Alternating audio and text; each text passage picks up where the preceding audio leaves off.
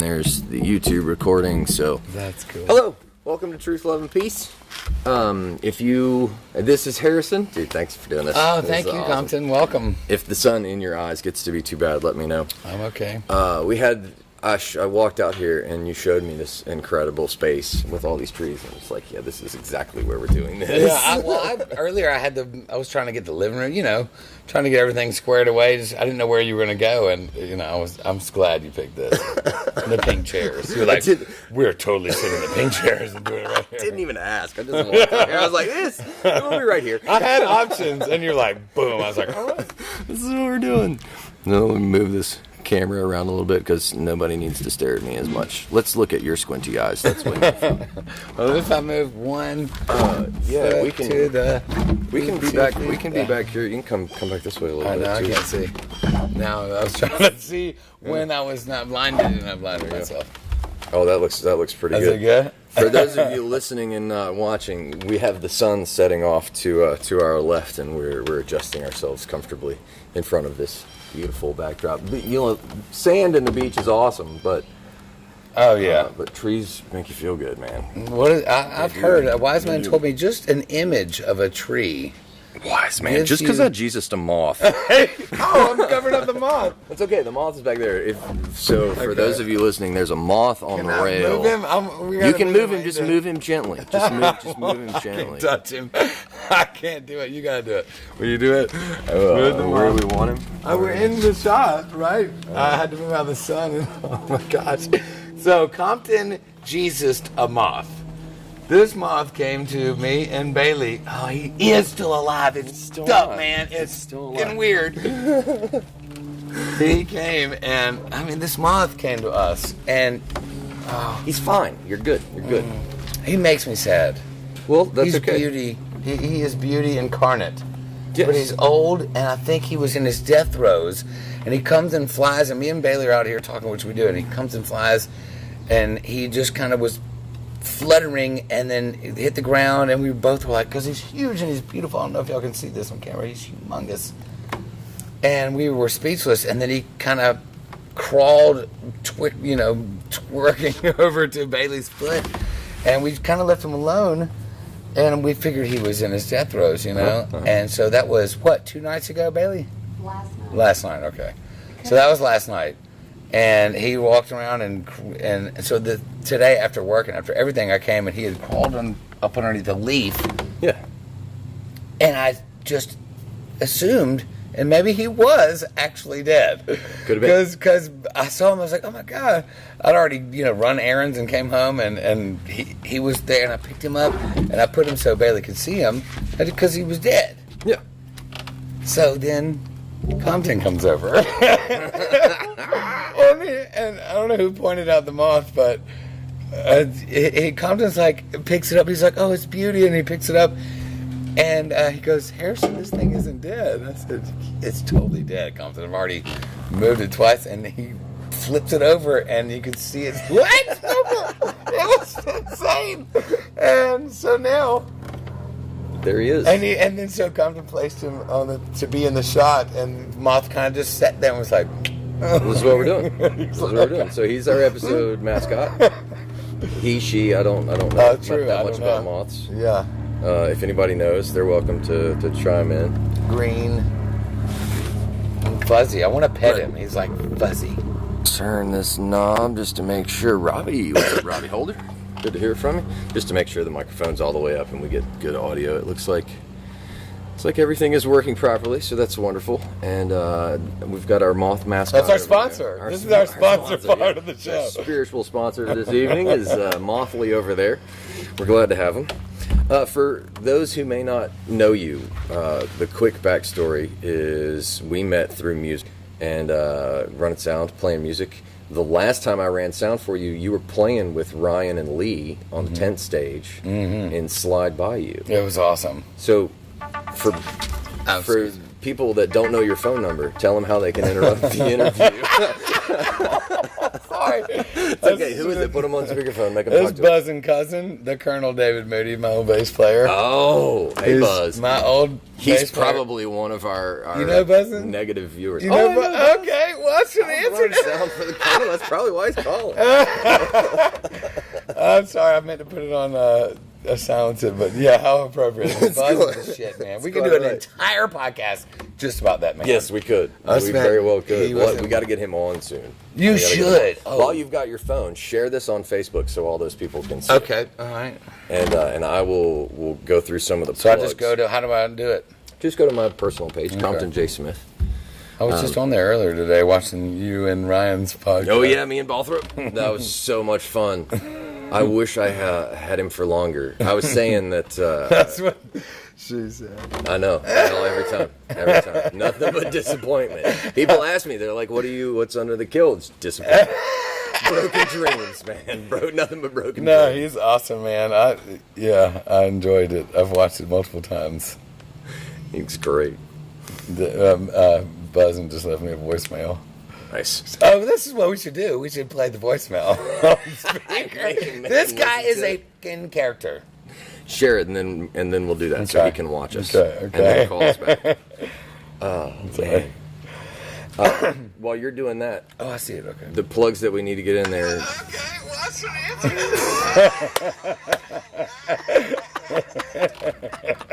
I'm new at this. That's us cracking up. Oh man! Which sorry. reminds me, if you haven't, go back and watch Ryan. Ryan opens up the thing and starts looping it. He figures out the delay time, and of course, right then and there, and he does this little live loop between what's going on Facebook, and it was hilarious. Wow. It was the perfect way to end the podcast. This is freaking awesome. Yeah. So I'm so awesome. I'm it's so okay. happy Did to you be find here. it? Did you Yeah. get it done? And I silenced it, and everything's good. Okay, excellent. Good. Well, it's good to have it up. It's good to have it up that way, and we can go back and check comments if we get bored. Okay. So the Colonel can talk to us without leaving us a message, which we can play. Do you want to listen to the voicemail? Before we do that, It's gonna be epic. explain to people why it's epic, and give people a little bit of your background in music and how long you've been doing it, and why we know people like the Buzz that have been playing music forever. How long? When did you pick up a guitar? First, let's take me to the beginning.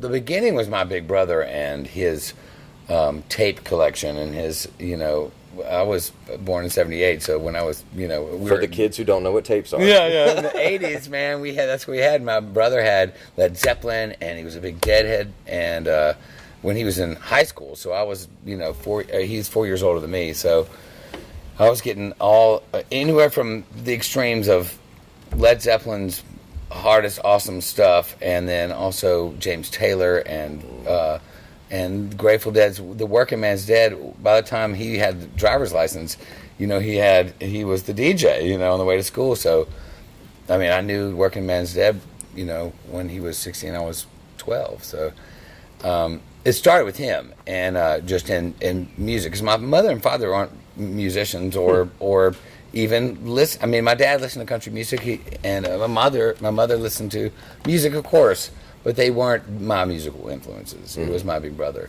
and he's planted the seed, and then my dad's good friend Bobby Burke, who's passed away, his son has Down syndrome, and so it was his only son, and he was good friends with my dad.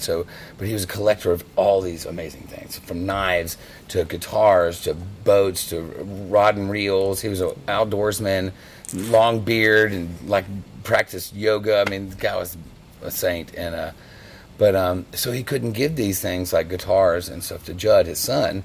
So he had this collection he wanted to pass down. So my brother and I got things at Christmas that were just out of this world. Out of that collection? Out of his personal collection. Sweet. And I got an Epiphone Casino, Rosie, and maybe 14th Christmas.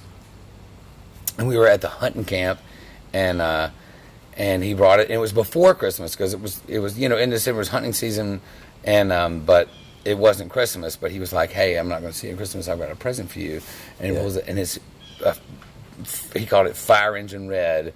It's an antique. It's absolutely gorgeous. It's a hollow body electric guitar, and literally from then on, once I touched her, I was just like, holy shit, because she was acoustic and electric. Like, she was easy for. Sometimes when you give a child who wants to play guitar, you give them an acoustic guitar, and it's hard. I mean, it hurts. But this Rosie was an electric guitar. So she had a thin neck and had tiny strings on her, and so it didn't hurt. And but it also was hollow bodied and had F holes, and so it was like an acoustic. So I could sit in my room, Still tell what you were doing. Yeah, exactly. If your first guitar is an solid body electric guitar, you sit in your room and you can hear it, but it's clang, clang, clang, clang. If you have something that resonates, it's more inspiring, and if it doesn't hurt your fingers, so. That was the seed, and then the roots was the guitar, and I just I wasn't super popular, so I had time, when people were at parties, I was writing songs about wanting to be at the party, and that's basically where it started. That's awesome, man. 14, playing music. That's sweet. So, when you're not playing music, do you have some kind of crazy day job? Yeah. Do you have to live in the real world, or yes. do you just get to do music? No, I have to. I moved to Nashville out of college. I went to the University of Alabama and went 1.5 semesters there and stayed there for 7 years. And after my 7th year, I moved to Nashville.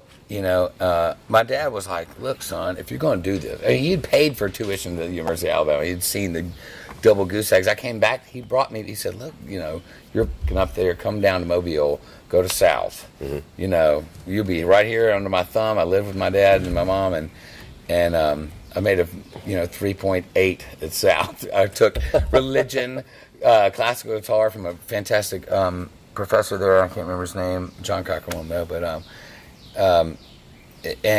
took just what at the University of Alabama. I was in a fraternity, and like I had to take English 101 and math 101. As I failed all of them. I slept through every class. It was awful, But I came back home to Mobile, and I was home with my mom and my dad, and took religion, not sociology, but anthropology, philosophy, and guitar. I was like, and I made a 3.8, and I was like, this is great. And then I went back to Alabama, and it's just the music. There's such a scene there in Tuscaloosa that it's vibrant. It's it's hard to resist, the music scene and the other scenes too. But so went back to Tuscaloosa, and then graduated, and because my friends graduated, so I graduated. But I had to make a decision, and I thought about maybe going to Austin, or I had to move. I had to do it. If I was going to do it, I had to do it right. Yeah. And my dad was like, if you're a model, you go to New York. If you're an actor, you go to L.A. If you want to be a songwriter, which he didn't disapprove of, it was just like, really, this is not going to pan out great for you. This is not going to bring you all the money you need. But he was like, if you want to do it, you got to go to Nashville, and I'll, basically support you. But he was like, do, if you're going to do it, and you have my consent, So I went to Nashville, and played a lot. Had my band, Big Brother Blues. We moved up there, and we called ourselves The Ground. We changed names a bunch of times. We had Bo Berman and Little Memphis Brian Less on keyboards, and Sippy Dietrich on drums, and went through a couple of bass players, Christian Gazard, and Billy, and anyway, I don't know any of those people. Well, okay, maybe some of these people do. They're awesome, fantastic people. Well, all of them are fantastic people. And all doing, they're all doing. Everyone I just mentioned is doing wonderful things. Cool. They're awesome. Real musicians, and we were just lucky to be in Nashville. It was like our dream. We had gotten the band together in Tuscaloosa, and then they all followed me. Basically, I mean, we all made the decision to go to Nashville and we can do this. And that's where I learned how to build houses. Because you go to you go from Tuscaloosa, which is like, I didn't pay for a drink, I didn't pay for anything. You know, we thought we were big shots. Yeah, we were it was like we felt like rock stars. And then we moved to Nashville, and it was like, the guy pumping your gas is like, oh yeah, me and Chet Atkins, like, it's so, oversaturated. I wish I'd gone to Austin, where it's saturated, but it's like, not such a competitive business, thing like Nashville is. Nashville is a beautiful city, and I loved it. And it snows in the wintertime, and it's got a river going through it. It's a wonderful town. And, of course, there's lots of connections. You could literally go and see George Strait in the grocery store, or whatever. And at this point, it wasn't just country. It was, beginning to where, real cats, rock and roll dudes were moving to Nashville because it was just a hub, Yeah. But it was, it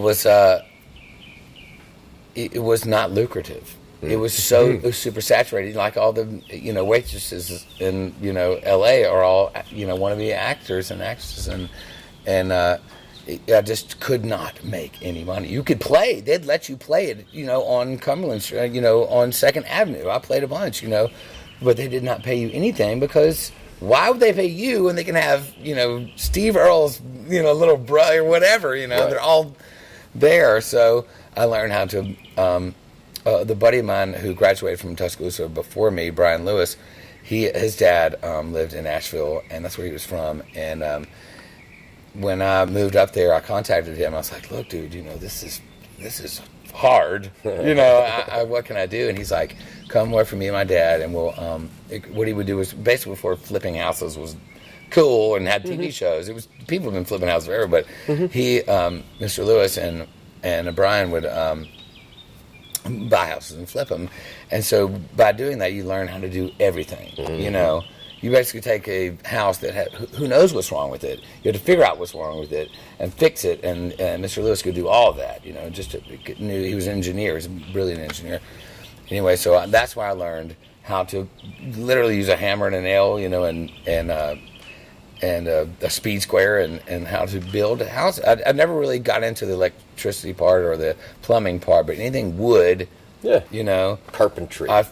It was like, it was just like I could do it. You'd start the day with, we need to, tear this deck down and build another one. And by the end of the day, it was you could see a creation that you did, and I just clung on to. I was like, God, this is, it's almost as good as writing a song, but it pays really, it doesn't pay really well, but it pays. Right. As long as you can show up to work.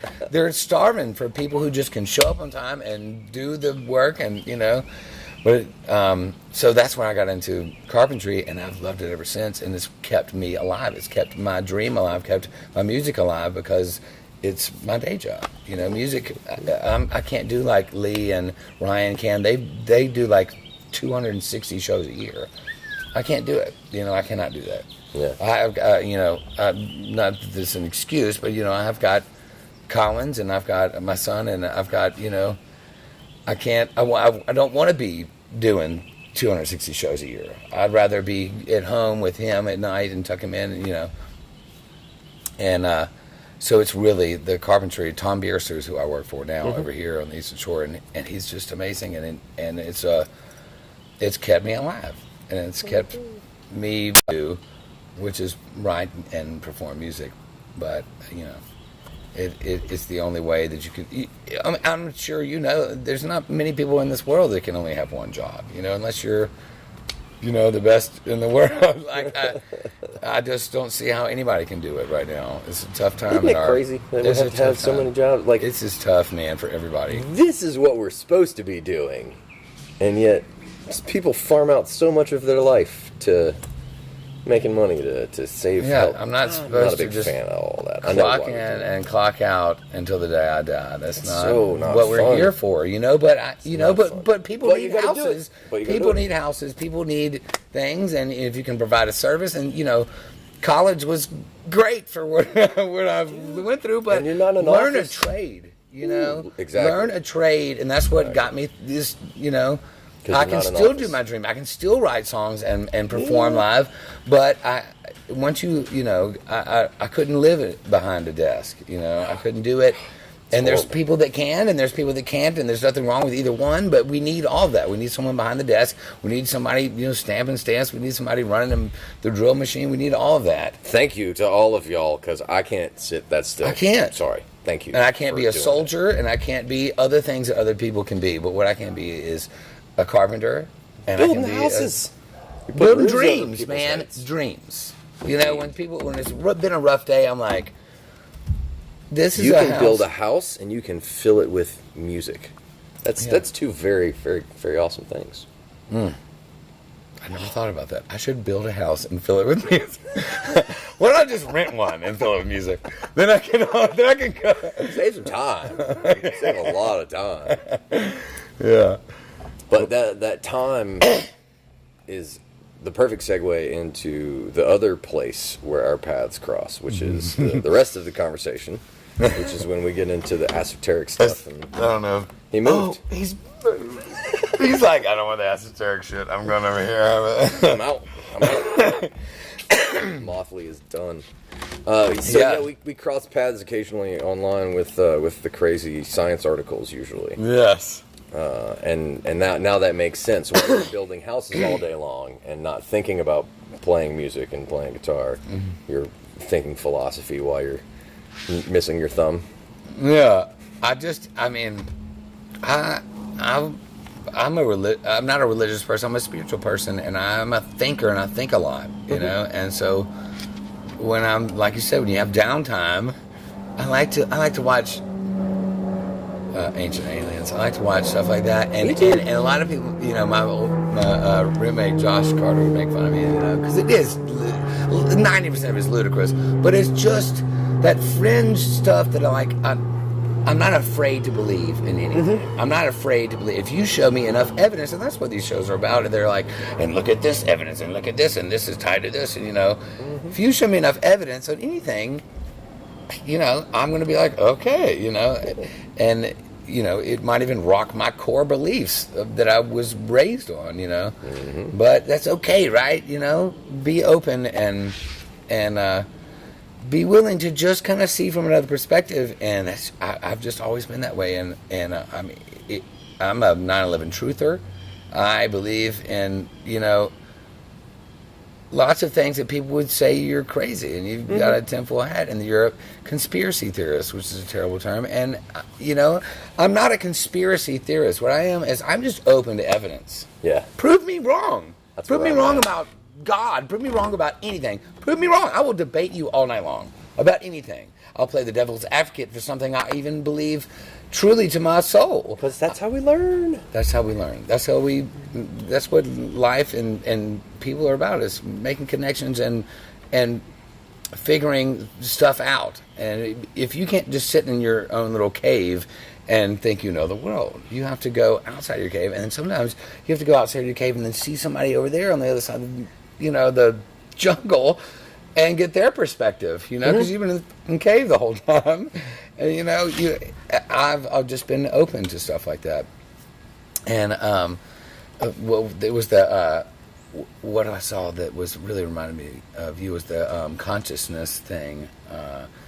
Just consciousness in itself is... Yeah. I really... Nobody knows. We've got billions of dollars of science and intellect pointed at this thing, and nobody can answer it. I know what it is. Give it to us. It's dark matter and dark energy, which is 70% of everything you see and can't see. And that's consciousness. It's consciousness. So where's the mover? Where's the motion in that? Consciousness is self-propelled. It's self-moving. It can move in between anything. So help me understand the physics of it. I mean, I'm willing to play along with the thought experiment. Take me there. Walk me through it. If you ask any physicist what is dark matter, they don't know.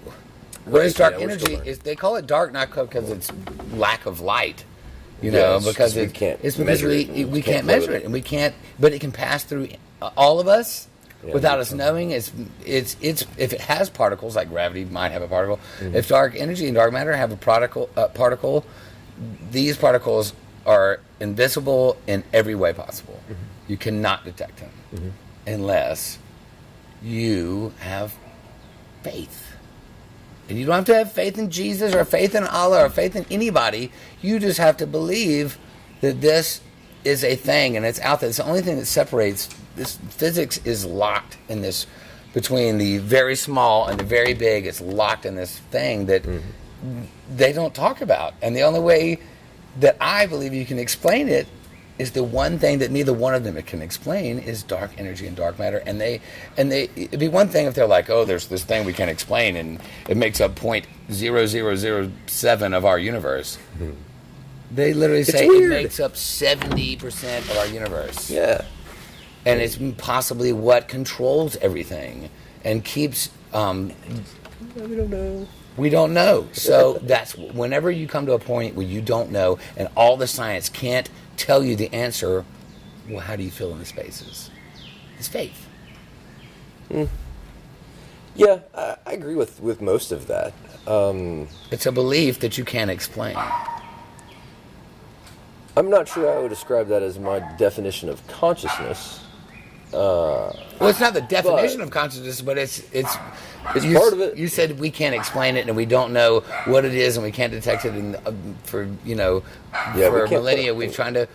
Where does it come from? Is it from the brain? We don't even know that. Is it pineal gland that's creating it, or is it a receptor? Right? Are we just the transmitter, receiver? Yeah. I like that model. I like that model a lot. Field theory comes to mind when we talk about dark matter. I see this evolution, philosophically, thought-wise, physics-wise. From we know a lot about point physics. We know a lot about these single points, and we're learning how those single points are eluding what we thought those single points were. And the next step gets us to it's kind of grabby thing. The next step gets us to the field theory, and there are a lot of people that know way more about this stuff than I do. But so instead of atoms getting smaller into atomic particles, and then it goes on to a point, is it more like string theory, like? Little like string theory, but I see it more from the terms of what the Buddhists talked about with understanding energy on that level. Yes. Because the Chakras. way that everything's... Yeah. Is that Buddhist? No, that's... It's same, yeah. Yoga, Hinduism, Hindi. Those things have common origins. And this... Everything's connected. Physics is, in my mind, catching up to all this ancient wisdom. And so... Will it, though? I don't feel like it's not. I feel like it's just tied, and you have to have scientific proof for physics to go any farther. You have to mathematically explain it, and there's a certain point where you can't math God, and if they don't reach that point, then they're missing this huge part of our, entire universe. It's not just math. It's not just, plus and minuses. I mean, it's life and it's consciousness, and unless they accept some type of, when I say faith, I mean spiritual. I mean like unexplained consciousness. Unless you factor in consciousness into this math to try to explain the universe, you're not going to explain the whole universe, because consciousness is obviously a huge part of it. The fact that we can even conceive how big the sun is, can't be explained mathematically, and you have to cross that boundary and be like, okay, well, we'll accept a little bit of, not Christianity or not any kind of religion, but we'll accept that maybe some of this is magical. For me, this goes back to, I was listening to someone talk about Max Planck. And the Planck distance, and quantum physics and the dilemma of what was somebody's demon, the La Paz's demon, and it came out of a Sam Harris podcast, Waking Up, if anyone's interested in finding it, and you run into those same dilemmas that we don't know, or we don't want to admit that there is this willingness within our own. Press that button. That means that's just the YouTube recording. Okay. So there may be a lull in the YouTube, but I've been keeping an eye on it. Not for long. Anyway. I dismissed our entire. No, they didn't. That's all right. Hey, if you were watching this on YouTube and you just feel like you missed something, go listen to the podcast. It was crazy. On iTunes and truthloveandpeace.com. Back to Laplace's demon. And See, I haven't heard of Laplace's. I can't do it justice, so I'm not going to try and explain it. But it's one of those thought experiments where imagine there is this controller force that has solutions and has answers, and how does that affect, if you needed a fill-in to plug in some omniscient thing, then that's not even close. Laplace's demon. Somebody look it up. Fill us in. But it's part of the conversation about us just now beginning to shed light on things that we're nowhere near understanding. Like, we're just now seeing these phenomenon in a light that we can begin to measure. There's so much. We just now found the possibility for the Higgs boson. Yeah, measurements down to the absolute. Yeah, and how measurements affect the rotation of things, and that one of the. Oh, is it the observer? Is that what you're talking about? Yeah. Where so they Schrodinger's cat. Well, yeah, and then when they shoot light through, and they have the dividers, and then light can be a wave, or it can act like a wave or a particle, exactly, and it depends on what the observer does. That's not Schrodinger, but it's this fundamental test in physics that the slit experiment. It's an experiment. They launch a photon. What is it called? A slit experiment. They launch a photon, and when you collapse the wave function, to use the terminology, it only goes through one of the slits. You see the particle only go through one of the slits. That's being a particle. Right, but it goes through both. The wave goes through both of them unless there's an observer to, as Schrodinger put it, collapse the wave function and find out whether or not the cat is dead or not. Schrodinger's cat was an experiment about the same thing. It's the observer. Okay. Yeah. And that's getting crazy. And whenever you hear that, whenever any physicist hears that, anybody who's logical thinking hears that and sees this test, they're like, this is BS. Right. There's obviously some type of anomaly going on that's this is not true. Time and time. Something people, beyond this. Time and time again, people have reproduced this experiment, and it works, and it doesn't make any sense, 0 sense. Yeah. The astrophysicists can't explain it, who study photons every day. The tiny. It doesn't matter. No one can explain it, and that's what I'm saying. You have to admit that some things can't be explained. Yeah. And then, I don't think we'll ever come to a conclusion unless we admit that some things can't be written out in numbers. Not yet, anyway. I think we cross those horizons, though. I think we'll cross that horizon when we accept consciousness as a part of the equation. Sure. I think that's coming, though. Do you feel like I feel like, as a culture, America's struggling pretty hard. But from a phenomenon standpoint, it seems like all signs point to better than it was yesterday. It's tricky in a lot of places. We're legalizing weed. Yeah, and that's going to, in lots of states, that's going to undermine alcohol. And when psilocybin comes along on the back end, and people start realizing, man, I'm sorry, you do your research, man. Mushrooms have really, it's amazing. Dude. And have probably been helping humans for a long time. You see old, stained glass windows of Christ, and in the corner will be a little mushroom. No, right? Not just a random mushroom, but an actual mushroom that if you eat it, there's billions of fungi out there. The psychedelic kind. Yeah, right. It'll be in all the the mushrooms you could have put. Why is it the red and white one? And it's the God, it's the God complex. Is it, or not complex, but the God, touched by God, if you've ever taken if you've ever taken any hallucinogens, you know what I'm talking about. It's just something you can't explain, and it's only explainable through if you look back in history and see how they explained it, and it's like, oh, so that's what that was, that's who I was talking to. It was Jesus, It's like, Moses in a burning bush. Yeah. How much clearer do we need to be? Come on, man. Not just. It's a good thing that no one's ever in the history of humanity ever overdosed on weed, ever. Period. An overdose on Same thing's true on THC. mushrooms. Well, I don't know. I think you could go fucking crazy if you just... You could, but you can't ingest enough to physically kill you. You'll just throw it up. And like if you smoke too much weed or eat too much weed, you throw it up or you pass out. You know, an overdose in marijuana is you pass out. Mm-hmm. But it is so much safer, and it's so much. It's the reason that it's illegal is so insane.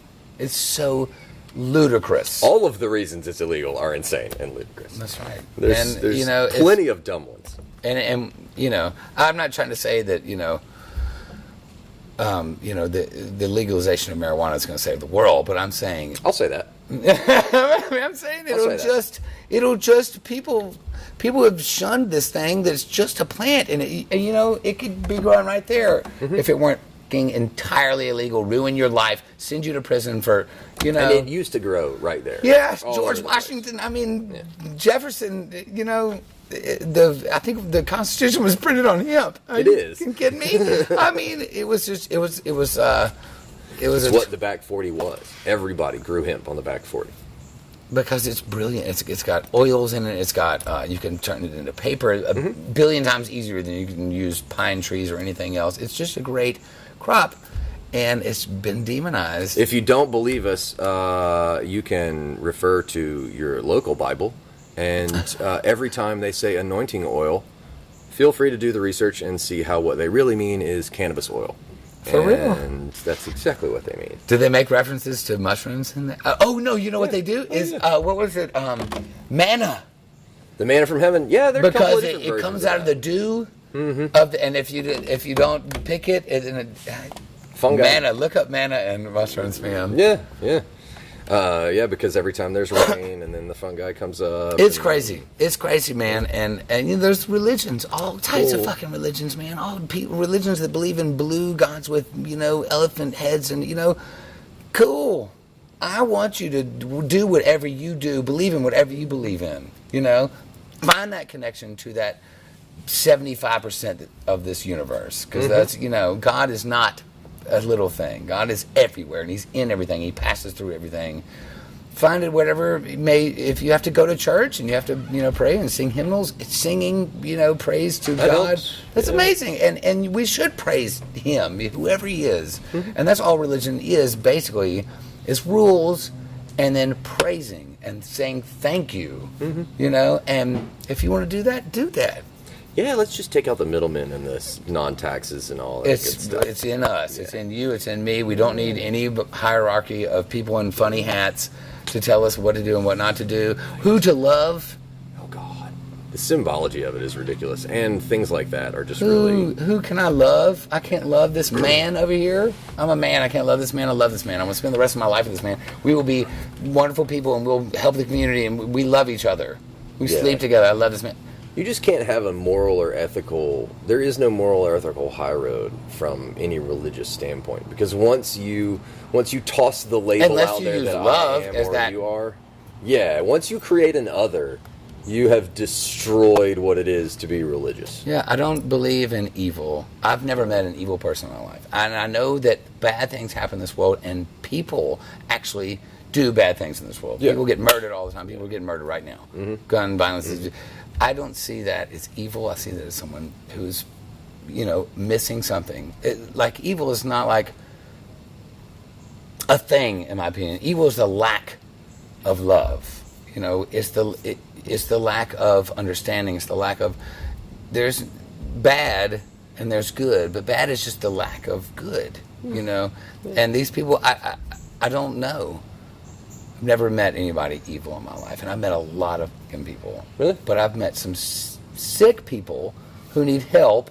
Maybe they need God, maybe they need medicine, maybe they need some mushrooms and some weed. These aren't evil people. They're people just like me and you, man. They are people. They're human beings. They had mothers, they had fathers, they grew up, they were children, they had toys. Evil, I just don't believe it. I believe in love and laughter. And then the opposite, and I mean not the opposite, but the lack thereof. Yeah. Not opposites, but the lack of love, and the lack of, and that's what gives you people who go out and shoot people or mass. These people are crazy or they're evil, but they're just people, man, and they're fucked up. Yeah, they're mentally ill. More often than not, they are mentally ill. And you know what? plays into that a lot of times is religion and dogma. Yeah. And they just fall into this, white power or whatever it is. They fall into this schism that sucks them down, and it's not some group that comes along and scoops them up. And they see that this troubled child, and they see this person who's getting picked on at school, and they scoop them up.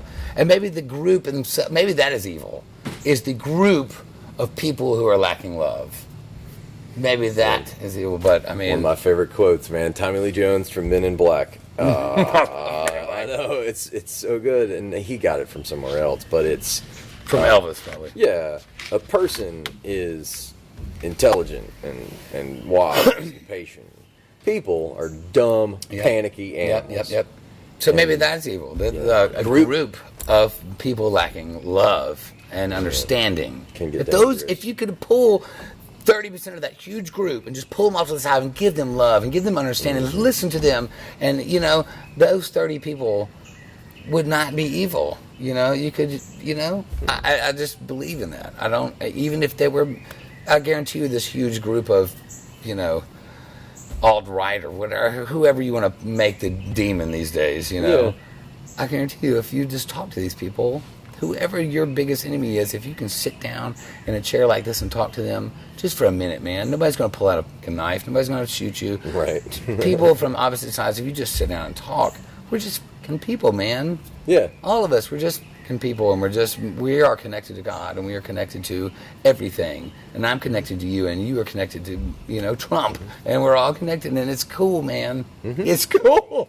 I thought I got rid of that cancer, but, What? I said I thought I got rid of that cancer, but it came back. Yeah. You are Trump. Oranger than ever. You're Yeah. It's one of my favorite phrases. If you want to know anything, you've got to know everything, because it is all connected. You were going to ask me a question. Can we take a break? No. Because I've got to use the restroom. Oh, well, in that case, you can go use the restroom, and I'll get all Bailey, the necessary can plugs Bailey out. come and talk to you for a minute? If you want to come over here and talk about yoga, because I want to pick your brain about she's yoga. a badass yogist. You want to swap chairs? While Bailey's deciding if she wants to come out here. TruthLoveAndPeace.com. Check it out. StingersComedy.com. We're doing shows coming up. And StingersComedy.com. And this is Bailey. Hi, Bailey. Thanks for joining me. Thanks. Appreciate it. So, catch us up. Tell us, you're in there grading papers and doing stuff for a competition that you were telling me about earlier. And you also do some yoga stuff. So, I do. Ready to go. I have to do the yoga to stay sane with working with 9 and 10-year-olds all day. Mm-hmm. So, but what I'm doing is sorting out our score sheets from the tryouts for the past 2 days. Oh, yeah. Yes. Yeah. And they're all, that ranges 4th, 5th, 6th grade. And I just had to step out front for a minute to call one of the other judges from the talent show and say, all right, I need some advice real quick on just a few. I'm narrowing it down. But I told you earlier we had a child tryout. That was a ventriloquist. Yeah. It was fantastic. A kid with a DJ mixer, several dancers, and oh my gosh, this one singer that she has sang in every talent show since she's been there. She's about to leave. And I tear up and get goosebumps every single time she sings. She's remarkable. You're going to hear, I'll tell you her name, not you, but you'll hear her name one day. That's awesome. Yes. So, that aside, I want to hear you talk about yoga and how you got into that, because it's something that I'm revisiting in my life. So it's very fortuitous that this has come about. So isn't it funny that we find the most peaceful things when we're the most stressed? Mm-hmm. It takes you dropping to your knees and crying for help. Just even if you don't want anyone to hear you actually crying for help. It was my way of releasing. I lost a lot of family members right around the same time, and had found out my dad had cancer while I was living in Birmingham. And that was when I really started going to class just regularly, because it was the best way to breathe and release it and try to go on about my day without constantly worrying about what's going to happen next. And yoga was the place of now, and breathing it and accepting it and feeling it and then releasing it and pushing it out. And it was also a place of, I got really close to a friend of mine. I thought we were close in college. Man, after the fact, when we were walking to class together every day in Southside and 5 Points, we just reached a whole nother connection of, you really do lean on your friends, don't put yourself in a hole. Because I felt like I was putting myself in a hole. And then I ended up moving down here, and I found a class to regularly go to, but then started skipping out because it's easier to put yourself in that hole and not talk to people about it. Even if I didn't talk, doing the yoga made it feel like I did. And it's really, I mean, I have a tattoo on my wrist that says now. Just now, and breathe. And that's, yoga saved me in that matter. And I don't go to a class regularly anymore because of my job. It's hard to make a class in the afternoon after work. But I do it right here. Nice. I did recently facing out in that direction, and actually got Collins right here at the door with me, and he was showing me how far he could get down and touch his nose to the floor. He doesn't get him to do anything like that with me. It's awesome. That's awesome. That's awesome. So, how long have you? What's the time frame on that? How long have you been practicing, and how often do you? Since do you practice 2010. regularly? Do you have a recommendation? That's where I'm going with that. If you were to recommend yoga to somebody, how would you package that? If you really wanted to try it on your own, YouTube is a gift, and I also hate it all at the same time. YouTube rocks. Yeah, YouTube, and you can find different levels because You're on YouTube, I right? liked doing a lot of Ashtanga yoga, which was a little more movement with that one, and Actually, the instructor that I went to in Birmingham would always play like Michael Franti type music when we were doing Ashtanga yoga. Bikram's more if you're intense about it. I was doing it regularly from 2010 to 12, slipped out of it after Dad died, but then got back in, slipped out of it again, pattern here, when my stepdad died. And I'm very happy right now, and so I don't necessarily have to go to a class. It makes it easier when you're happy. I do it here, and I do it, and I've been to enough to where I have a certain flow that I like to do. Yeah. But this summer, I've just told Harrison, I'm going to make sure to get, because you need someone to actually check in with every now and then that'll help you make sure you're staying on task. I can get that. Yeah. Accountability. Yeah. And so I'm going to join a studio. It's in Daphne. It's called Numa. And I'm going to go make sure that I'm making at least 3 classes a week and then doing anything else in between on my own. But if you ever just want to try a class, Numa's a great studio. And the studio I used to go to in Fairhope's not open anymore. That one was called Yoga Birds. That was a good one. I think it was Melanie Buffett that ran that one. And then she worked on more things in New Orleans after that. Gotcha. Well, Harrison, if you want to pull up a chair and join us for this one, this next question is going to be fascinating for both of you. Because this leads to... We got lots of chairs. This leads to where we left off. Hello, Joshua. I didn't get to read that whole comment, but thank you for trying. Joshua We'll who? come back to it. Joshua Liberty. Oh, Josh Carter's my old roommate. Yeah. Hey, No, Shredder. don't tell everybody that. So, okay, you touched on something that we had mentioned earlier that we can go both directions with, big and small, and that is consciousness. So when you talk about what it is to gain control of your consciousness through a yoga class, and we talked about where consciousness can lie through Schrodinger and all of these observational phenomenon, that raises some questions on how do we best utilize our consciousness and where should it go, and how small an order do we need to look to say we're there. Mothly. And how does Mothly's consciousness play I into believe. this? I believe. So how much of the physical experience of owning and controlling and developing and focusing consciousness can we relate over into the conversation that we were having that's a little more faith-based when we're looking at data versus an experience? So I'm not the church-going kind of person. Me either. I'll throw mine out I there just so don't- we're clear. My definition of God is just Yeah. things we don't know yet. That's my Thank line. you. Definition Yes. of what? My definition of God is just God. things we There's can't something explain. And that- consciousness? You put them both in the same thing? No, consciousness is... Well, you just that's a asked much about bigger consciousness thing. and you I said know, my definition. I of know, God. because we're getting into some religious stuff, and we touched on it, and I didn't want anyone to feel like I wasn't coming clean in the conversation. My thing is so energy. that's where I... Energy it's a cannot good- be created or destroyed, and I There think you that go. we're all That's connected science. through energy. Just- But yes, then teacher. that goes back to it's science, but then that also goes to, okay, some people may refer to their religion as a type of energy, but I just Yes. and then we all just have different names for it. So when Fletcher was in the hospital, we had our family friends, the ones that Mom and I just actually went to visit, Dan and Hilda, came to visit them. They go to church regularly. Mm-hmm. And I went to church with them on Sunday. But I mean, it is, Hilda made a point to ask me when we were going down the elevator, you know, tell me where is Fletcher, you know, please tell me he believes. And she just wanted to make sure that Fletcher was going where she thought that he would be. Oh, really? And I said, he is, but I said, I don't know. We've all been very open-minded my whole life. There's not a certain, I don't like someone to tell me that I'm a sinner or telling me what I'm thinking. Or it's my choice here. And she said, well, everyone, Bailey, just has different words for it. So what you may call, or how did she put it? She was pretty much saying, you may say that this is your conscience that you're talking about, that feeling of when you've done wrong or right. I call that Jesus. It was just a different term, and I think that was the first time that I had ever really thought of it that way, to where I went to a sermon, I didn't just hear Jesus this or God that. No, it broadened it. They're different. Everybody has a different term for it. Right.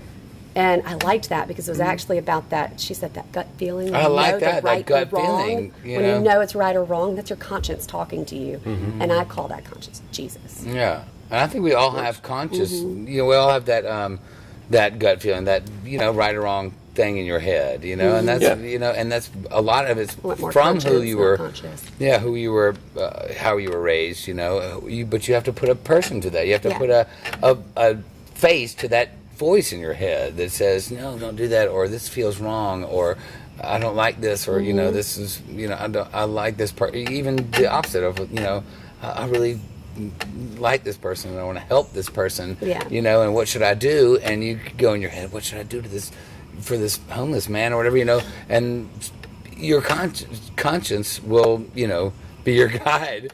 But who is that? You know, you have to put a name to it, and I think we all have.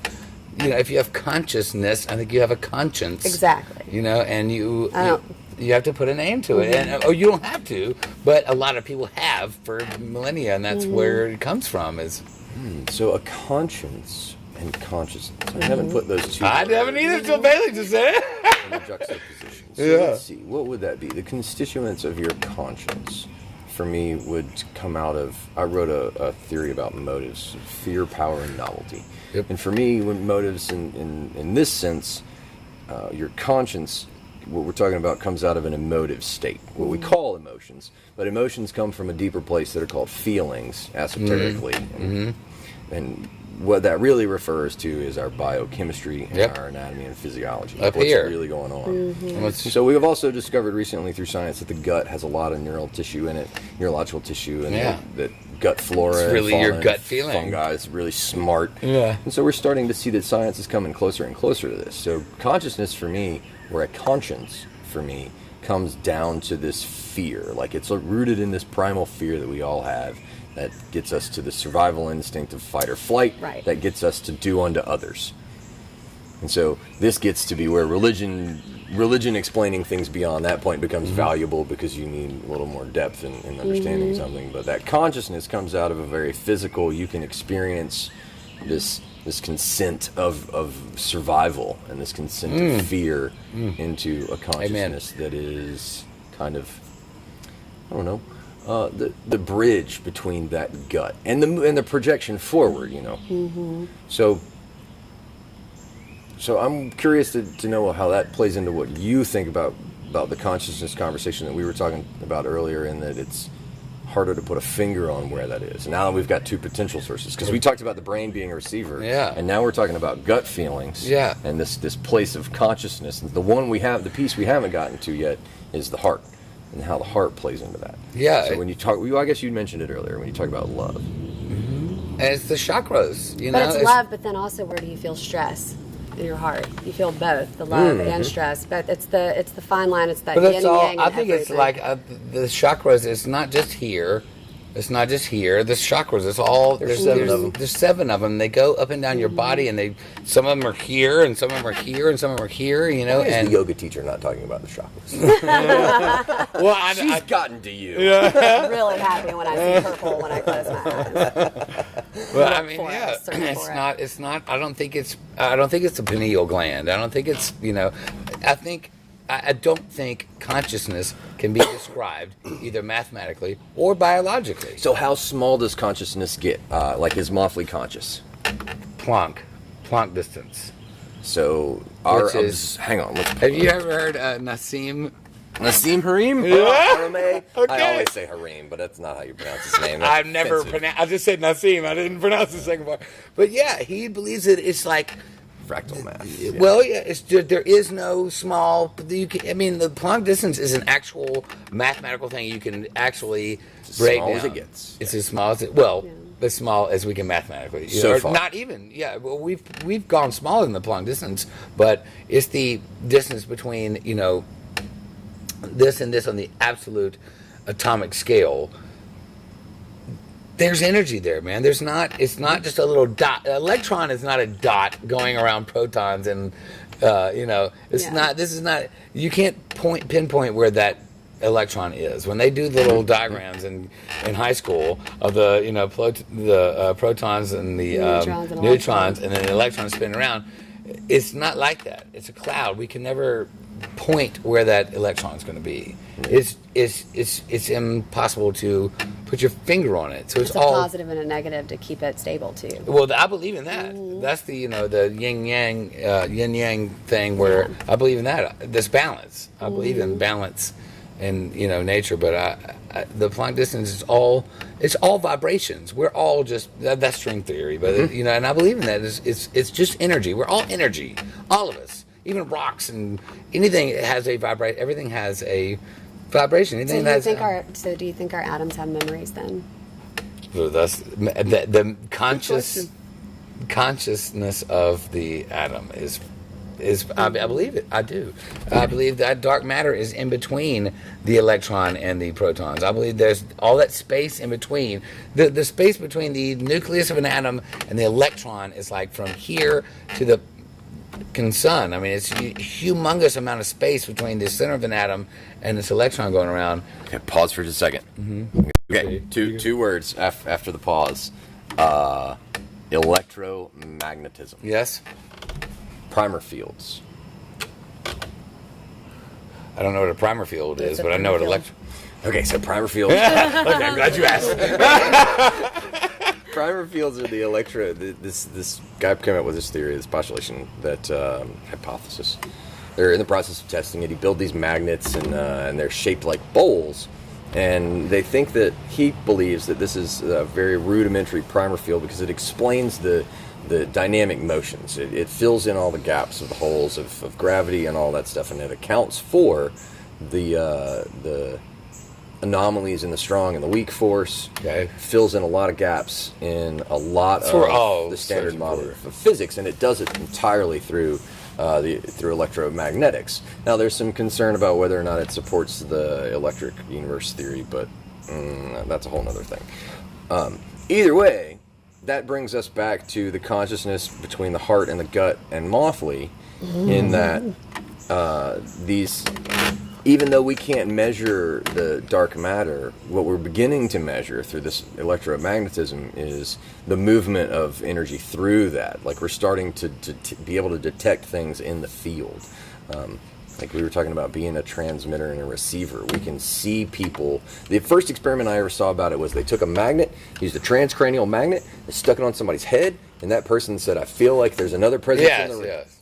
So we went from that all the way up to we can use, or we can see how the electromagnetism in my head affects the electromagnetisms in your heads. And so we can also, scientifically, we can put a brain scan on somebody, and we can measure their brain waves, and we can put a picture of what they're thinking about on a computer screen. Nuh-uh. Yes, we can.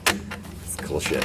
Really cool shit. They showcased it in an episode House. Well, and I went looking for it, and I was like, how'd they do that? And they're like, they break your brain apart and be like, this is where these thoughts would be, and that's where your fight or flight response, where is that in your brain? Because they're able to pinpoint that too. And they're this close to mapping all the neurons in the brain. Like, some of the brain scans that are coming out are really amazing. And so that, again, brings us back to where the consciousness lies. Is it something going on up here, or is it the way that up here interacts with everything out there? And in here. Yeah. And in Well, here. if you're going And back to how that religion, then does that. God is in here. And so Yeah. how are you reacting to all of that? God is not out. He's Right. here. You He's saw inside some of big you. spooky Yeah. dude with the beard up in the clouds. I mean, he's within all of us, and he's, you know, that's Maybe that's the consciousness, and then Jesus is the conscience. Jesus. Jesus. Oh, baby. I think it's. I think Jesus is the survival instinct in that we are. What makes us special is we can abstract, which means gets us a leg up empathetically, and so we can think way out on ways to be empathetic towards things. But that goes back to just do unto others. You know, everybody realizes. And then empaths, hold on, Yeah, just gonna go yeah, back to yeah. energy. Empaths like really claim that they can feel someone's. I mean, it's been proven that you can feel someone's energy when you're around them. Yeah. But I mean, to the point to where the emotions are completely involved with an empath, which is just. I have felt that before. Just to where I was so close to someone and I was like, God, did you just like, are you touching me? Did you just pass your feeling over to me? It's kind of went Spock on me. Like, oh, I felt it before. Like, now I need a shower. Thanks. Yeah. I didn't need to think about that, but thanks. I didn't need to feel that. Well, we rub off on each other that way, and it's one of the reasons the disconnect in society, I think, is such a problem, you know, and that's one of the reasons that I love music so much. It's how all of this comes back together, is because conversations and the music, those are the shared vibrations that bring people together. And it's sharing in that feedback loop. Whatever that loop of communicating and receiving is, however it goes down, that's the important part. Yoga and music. It That's my is. therapy. It is. It's Yeah. a shared. Like you said, it's. I think of the true most amazing part of music is when I think of Freddie Mercury on stage in the brilliant video when he's in this humongous. I mean, they're in front of probably I don't know 20 A coliseum somewhere. and it's packed. Yeah. And he's doing this. If not everybody. Everyone. You can get 20,000 people to do this. It's way more than that. The video you're talking about, they're like 70,000. Oh, and they can sing along. Yeah, and they're singing along. I mean, if you can get that many people, their music is not just rhythm and beats. It is a communication between souls where you can get 70,000 fucking people to go do this at the same time. You know, there's a few fuck ups are on the Of course, on the 2 but and the they're 4. trying. Yeah, But they're trying. But I mean, really, it's a connection.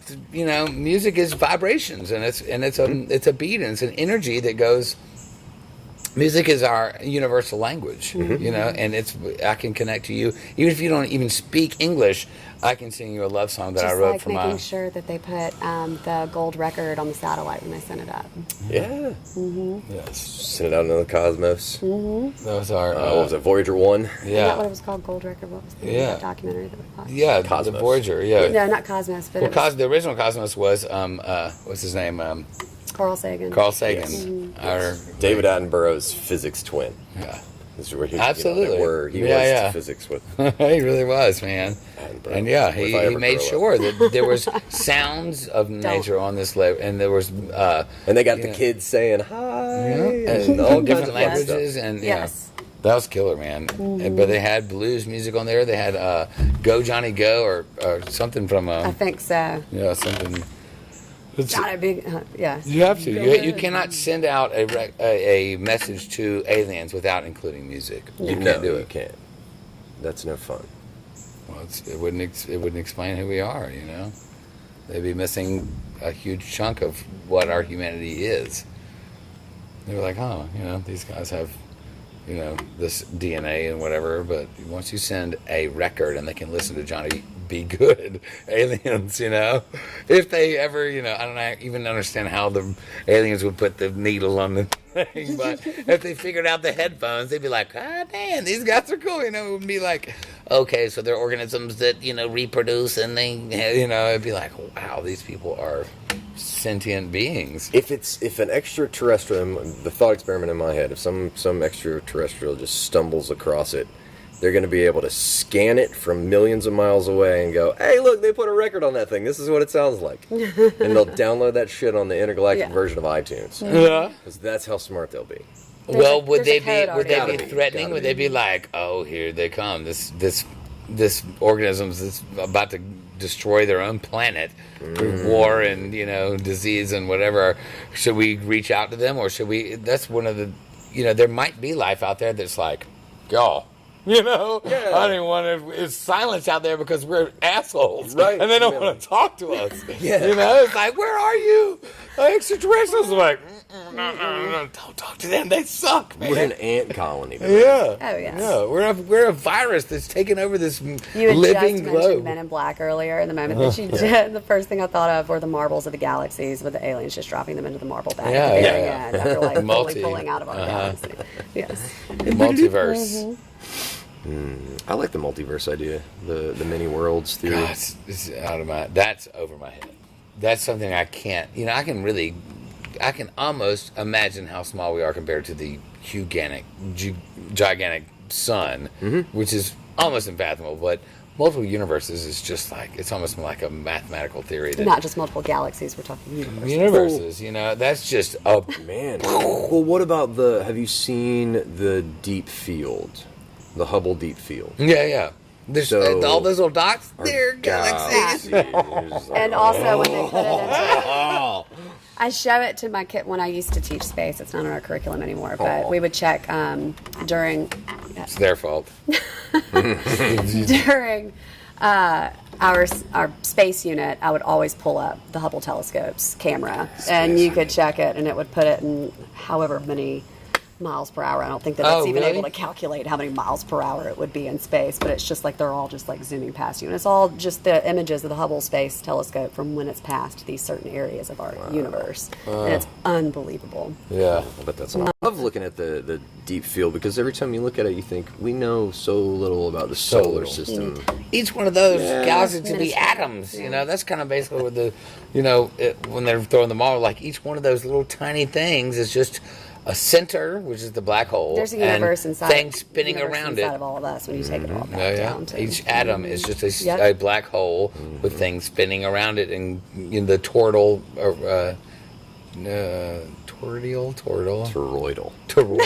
Thank you.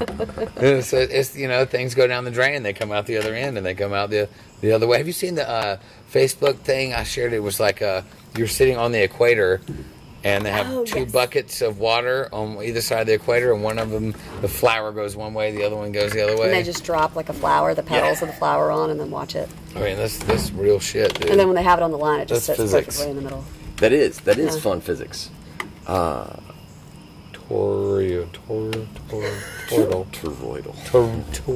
I can see the moon. It's just look up, man. waxing right now. This is our little spot, man. This is an awesome spot. We're so happy. This is an Very awesome happy. spot. I wish I brought a light so people could see us better, but that doesn't matter. No, That's totally okay. we're all in the Look, and we got battery life left. We've been at this for an hour, and we could keep on going because we've barely scratched the surface. Yes. And I've had a pee break, so I mean, let's go. We could go all night long, all night long. I had a thought that I was going to go somewhere, but I can't remember what it was. So, appropriate side breaks. If people want to come find your music. Oh, yes, I meant to mention this way before the get plunk the plugs in. Yeah. Let's take a break from the heady science Let's shit. let you take Okay, director's chair. The pink chair? Yeah. And, Bye, Bailey. Thank you. Ladies and gentlemen, Thank Bailey you for joining Hartwell, us. soon to be Bailey Hartwell McInnis. Yes, so... While the camera slowly goes through this light fade change thing as the sun sets. Tomorrow. Deal with it. Listen to it instead of looking at it if it bothers you. Yeah. Thank you. Love We you. are on iTunes. We'll be on iTunes.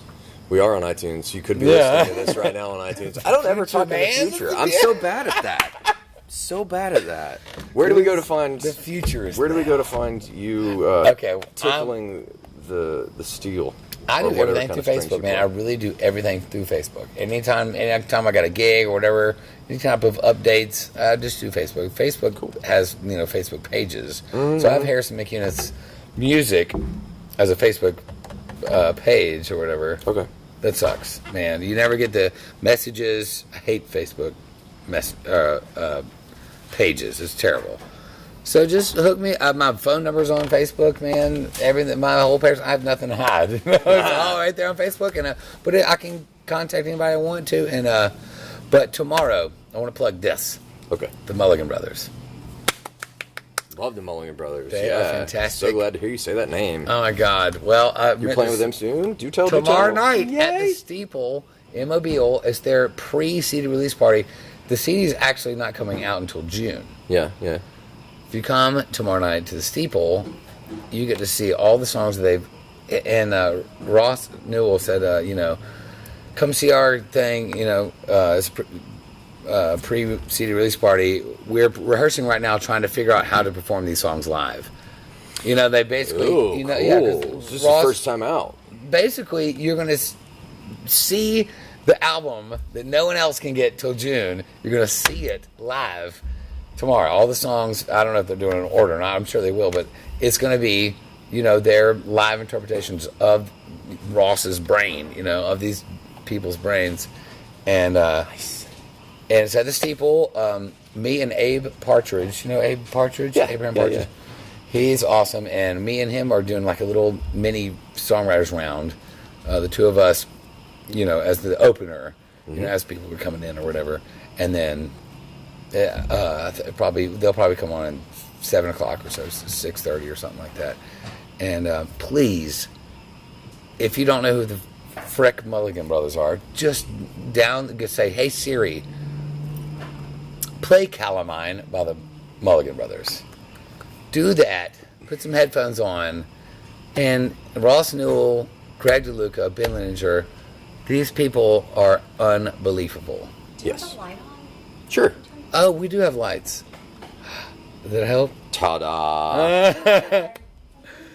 Melody Duncan, Mulligan Brothers. She's the Mulligan sister. She's fantastic. And sings and plays fiddle. And but these guys have been friends of mine forever, and they're not only fantastic musicians, but they're really just good people, like just good souls that, Ross and Ben, they're just huggers, like I like hugging people. I like people who are, you haven't seen in a while, and they hug you. Maybe I saw you yesterday, I'm still going to hug you. Eric Urban's the same way, he's just loving, good, real people that are they just emit love and they receive love. And anyway, go tomorrow night to the Steeple. Doors at 6 or 5:30 maybe. I'll probably go on, me and Abe at 6, and then the show probably at 7. It's a Thursday night. All you musicians out there, they did it on a Thursday night for a reason. So I'll come support these guys. I don't even know. It might be sold out. I don't know. But if not, it's not a huge place. They have it's an old, the Steeple's an old church. And people can buy tickets at the door. $20. I'll be selling them. Okay. There you go. Buy tickets at the door if you don't get them from MulliganBrothers.com. It might be TheMulliganBrothers.com. Throw the in there just in case. Like the Allman Brothers, man. The Mulligan Brothers. I think Google can help you. It'll be okay. You have 75 matches. Yeah, Mulligan Brothers and the Steeple, Mobile, Alabama. Yeah. If you can't find it, Tomorrow my phone night. number is on my Facebook page. Mine Call too. me or Harrison, and we will help you personally. What are you doing tomorrow night? I'm going to put you on the spot. I am apparently coming to Mobile. What time? If I can. I got 2 gigs, but if I can. Yeah? Oh, man, you work too hard. I shouldn't tell you they're open mics. That's a different thing. Oh, that's comedy open mics. Yeah, those are great, man. That's what time's the thing at the Steeple, though? The Steeple is it says 6 to 10 on the event page, but I'm thinking maybe the doors are at 6. We'll come on 6:30 or something, me and Abe, and then the Mulligan Brothers probably around 7 or something like that. So get there, get if you want to get. I don't think there's no assigned seating, so if you want to get there at 5:30, I know that Greg told me that they will be there at noon. They're pumped about this. This is their Greg, I may come see you at noon and see if you can make it to the show. That's an inside joke. Oh, DeLuca? Yeah. The last time Greg and I got together, it was awesome. Fun. It was a good time. We partied hard. Super bad. He's on my album, and I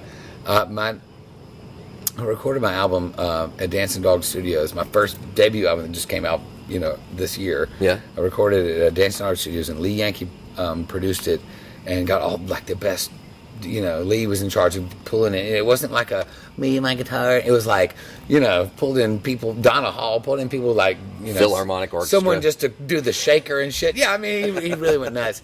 So, but Greg was there, and Greg does Shiny Church Shoes on the album, and he's amazing. But so we keep in touch, and but the first album was, my album, my debut album. I wanted to make it amazing, so we went all out. It was super expensive, even though I had, nice, wonderful people who were working with me, let me pay them whenever I could, Mm-hmm. Eventually, it was just outrageous. So, if you go to soundcloud.com/Harrison McInnis, you'll see I'm working on, it's all old songs. It's all me and my guitar, simple, that I did either through just the SoundCloud press, record, and do, Mm-hmm. or I use an app that I can do and add harmonies and stuff, and and go back and edit and click and whatever. But if you go to Harrison McInnis, or you go soundcloud.com/Harrison McInnis, you can go to my playlist, and one of them, it says Greg DeLuca, and it's all my old songs that are real, just they're ballads, and they're personal, and they're just me and guitar, like an album. I want Greg, because Greg, I believe, did most of the Mulligan Brothers album. They did it all in-house, I think. I don't know. But I think, of course, they had, they're going to get it mixed and mastered and whatever. Maybe Greg does that too, but pretty sure they did most of it in-house. And it sounds amazing. I luckily got to listen to it last night and the night before last night and last night. And yeah, I forgot where I was going, but it's amazing. And I wanted Greg to produce my next album in his little studio, just me and my guitar, and maybe him on like mallets and with and I want maybe a cello, something like 4 fucking total people on the whole album, and like we're talking, maybe $1,200, in and out, and maybe a week and a half or something, because all these songs are already written, but. Where can people go to buy the album first? I'm on iTunes. Baldwin County Public Records, which is Jeffrey Zimmer and Suzanne Zimmer, and they helped finish it. Cool. My first album. It took forever. It took me 3.5 years to get all the things, and then at the end, I was just like, look, I'm still owing the engineer Andy money. I'm still owing Lee money, and they're still working not every day, but every other day. Whenever Lee would get off work, he had a free moment. He'd go and Andy would give him the key, and he'd go and rearrange things, and they'd collaborate while I was. Years for my debut album, and then we got to the end. I was like, I can't do it. I can't pay you anymore. I can't finish this. I don't know what to do. And Jeffrey Zimmer from Baldwin County Public Records reached out to me. He was like, look, dude, what is it going to take? Basically, he finished it. He financed and finished it and said, how much do you owe Andy? How much do you owe Lee? How much more do you need for it? Let's get this fucking thing out. Let's do it. Yeah. And he did, and we did, and it's my not only my debut album, it's like my swan. It's my, what all this has been leading up to. Birthed that. With their help. It was a gangbang. It was amazing. A lot of genes. A lot of DNA flow. Cesspool of awesomeness. But so you're on SoundCloud. Yes. I'm on SoundCloud. You're on SoundCloud.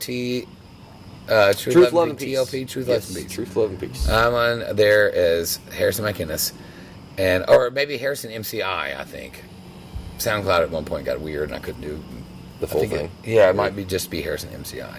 Anyway, if you can't figure it out, call me with numbers on them. I'll walk you through it. I'll walk you through it. But and then look for playlists, and you'll see one that's called Greg DeLuca, and please listen to it from beginning to end. Tell me what you think. I'm hearing just some very little production value. Just me and a microphone, a guitar, maybe some other slight percussions or whatever Greg wants to do, but it's going to be like boiled down and, wrung out to where the pure, Greg's a microphone freak. Yeah. You know that, right? Greg, his whatever. He would not be happy with what we're doing right here. Listen, man, you and Ryan's thing, Ryan's podcast is like I had to turn my speaker down. It was so good. It was like full and, So yeah, well, he'd probably be impressed. But he's got some stuff that he found, that's an amazing mic, and then he sends it off to over here to get tweaked, like in Germany or something. And like he's got, he's kind of OCD, like he's got the best drums and everything is, But he's so good. He's a brilliant drummer, and fantastic when human you spend being. that much time thinking about it, why he wouldn't is you? Absolutely, man, and he is a fantastic human being. You're right. He's a fantastic human being, and drummers. I can play. If you give me 3 hours, I can learn saxophone. I can learn anything. Cannot play the fucking drums like Greg. Like Greg. Look, I can I go. have disappointed ex-lovers. No one's paying me to bang anything. I'm just saying, man. It's to be able to do what he does and what Winter Baines. God damn, Winter Baines. Yeah. Dude, he's on the album. I know. What they can do. That's what I would, if I could trade my gift of music and, my guitar playing or singing or whatever I have, if I could trade anything, I would love they're basically just dancing back there the whole time. They're just, they're the root of all of it. It's all the beat and, they have different brains than everyone else, I think. I can't. I've tried. I can't do it. It's my amazing. left hand is just and it's nowhere about, near. and I've done it a few times, and some of it's even on like someone like recorded me, like because my buddy's got a drum set, and every now and then, I'll just kind of go around, and I suck at it. But one night, like I kind of figured it out, and it's about kind of stop thinking about it and feel it. It's supposed to be, and you can't like, and this goes here, and this goes here, and the foot's doing that. You have to just kind of can't think that. You kind of have to just kind of dance and kind of loosen up, and then it goes, and you're like, oh, and then you lose it once you think about it, But these guys like Greg can tune into that wavelength, that metronome of the universe, and just rock it. That's the shit, man. Phenomenal. I'd love to play guitar like Lee Yankee. I'd love to be able to, sing like, I would love to play drums. That would be the shit. I would be happy as hell, It's piano for me, drums for you. Oh yeah, That's so I'm right there with you. I can empathize. I want that one very, very, very, very, very badly. Oh, plugs aside, man, we have been at this for nearly an hour and a half. I've already got to pee again. Well, I can keep going all night long. Is there anything you want to dig down into that could take us to 3 hours or? Oh, jeez. I think have we missed anything fun? I think we've got owls. Owls? Birds of prey? You got birds of prey? Woo! There is an owl who sometimes responds to me and will talk. Woo! Does that too? We have owls here. If I could get this owl to come and sit right here, you just spend the night and we can just do an overnight thing with the owl and That owl and the moth right here this morning. Yeah. He came to eat Mothly. Maybe that's why I was here. But yeah, I came out this morning and just whenever they were getting ready, and I came in and I just saw, and it's like they're huge, dude. And I think he was sitting right there, and he went woof, and he ended up sitting on a limb right over there, and I was like, Bailey, oh my God, and she came out because I've talked to him. I've been in the front yard going, whoo, and he'll respond.